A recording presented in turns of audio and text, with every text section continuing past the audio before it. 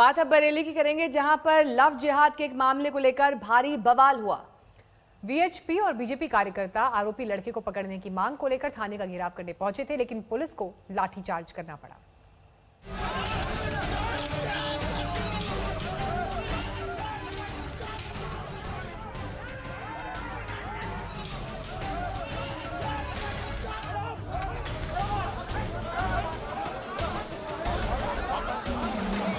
इनकी हिम्मत नहीं होनी चाहिए कि हमारे कार्यकर्ताओं पे लाठी चार्ज करें। मम्मी पापा मैं बिलाल के साथ अपनी मर्जी से आई हूँ और ये मेरा आधार कार्ड है जिसके हिसाब से मैं बालिग हूँ। बरेली के इस थाने में पुलिस की नाक के नीचे कानून व्यवस्था से खिलवाड़ हो रहा है। कुर्सियां तोड़ी जा रही हैं, नारेबाजी की जा रही है, कानून का मजाक उड़ाया जा रहा है। ये बीजेपी और विश्व हिंदू परिषद के नेता कार्यकर्ता हैं। इनके गुस्से की वजह आपको विस्तार से बताएंगे, लेकिन पहले इस थाने का हाल देख लीजिए। थाने में घुसकर तोड़फोड़ हो रही है और पुलिस वाले तमाशबीन बनकर कानून के चीथड़े उड़ते देख रहे हैं।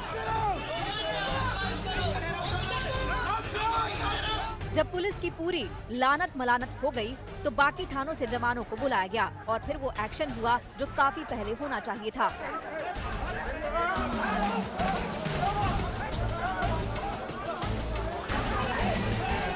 दरअसल बरेली में बीजेपी वीएचपी नेताओं का ये जमावड़ा एक हिंदू लड़की के मुस्लिम लड़के के साथ भाग जाने की खबर के सामने आने पर हुआ।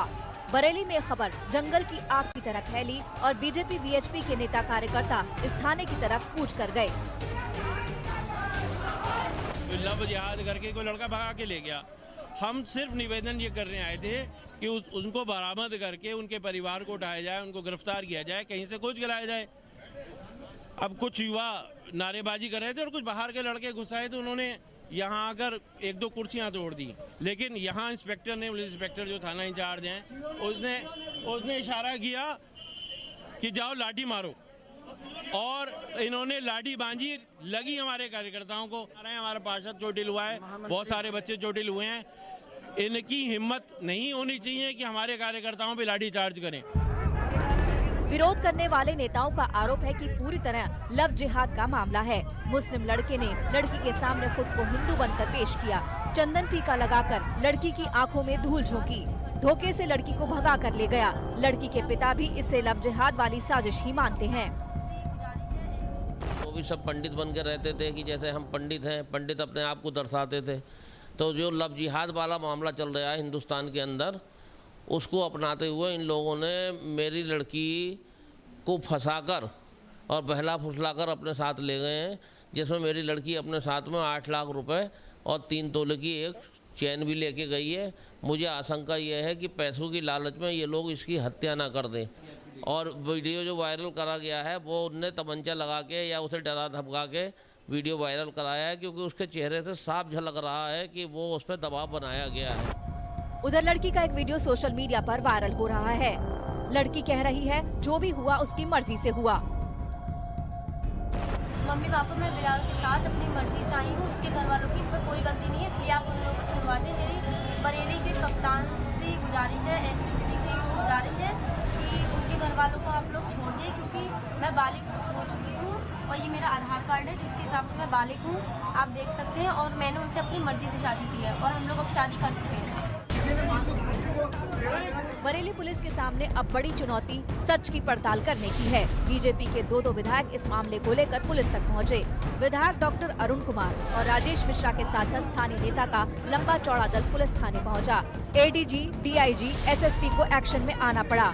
लाठी चार्ज करने वाले इंस्पेक्टर को लाइन हाजिर किया गया, लेकिन सवाल ये है कि केस की गुत्थी कब सुलझेगी।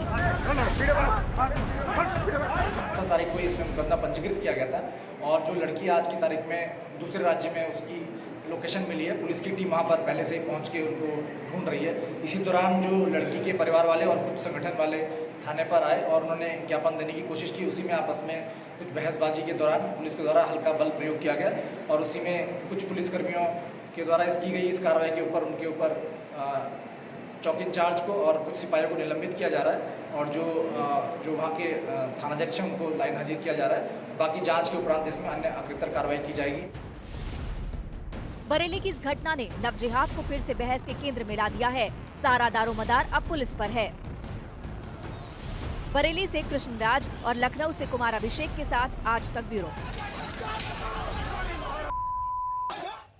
यूपी में लव जिहाद का मुद्दा गरमाया तो वहीं एमपी में मदरसे को लेकर एक मंत्री के बयान से वहां बवाल मच गया। पर्यटन और संस्कृति मंत्री उषा ठाकुर ने ये कहकर विवाद खड़ा कर दिया है कि मदरसों में आतंकी पलते हैं। बाधा जो भी डालेगा, ऐसी सारी चीजें राष्ट्र हित में बंद होनी चाहिए।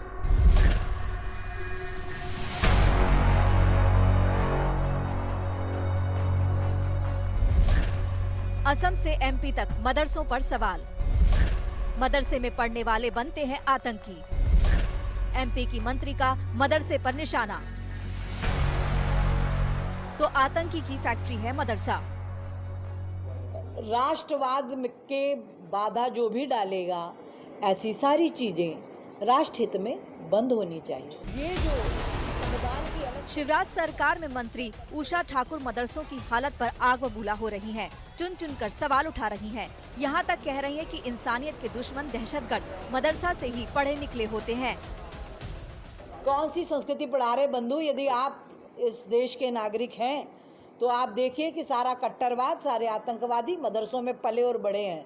जम्मू कश्मीर को आतंकवादियों की फैक्ट्री बना के रख दिया था। उषा ठाकुर ने जम्मू कश्मीर का हवाला दिया, मदरसों को आतंकी फैक्ट्री बताया और ये भी इशारा कर दिया कि असम की तर्ज पर मध्य प्रदेश में भी मदरसों पर लगाम लगाने की तैयारी की जा चुकी है। तो ऐसे मदरसे जो राष्ट्रवाद से, जो समाज की मुख्य धारा से नहीं जोड़ सकते, उनको हमें समुचित शिक्षा के साथ जोड़कर समाज को सबकी प्रगति के लिए एक साथ आगे ले जाना।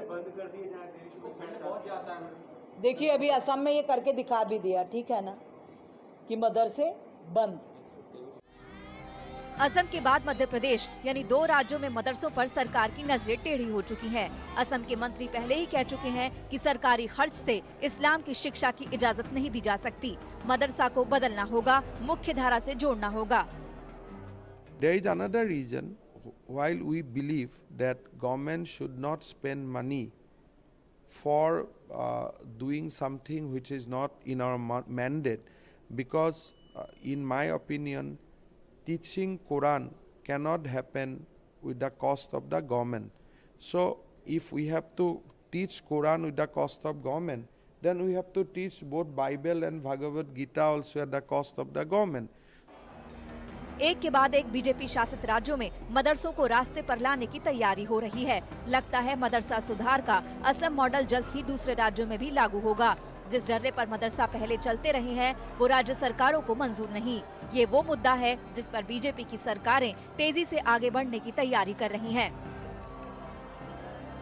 आज तक ब्यूरो। नमस्कार, मैं हूं अंजना ओम कश्यप। हमें उम्मीद है ये वीडियो आपको पसंद आया होगा।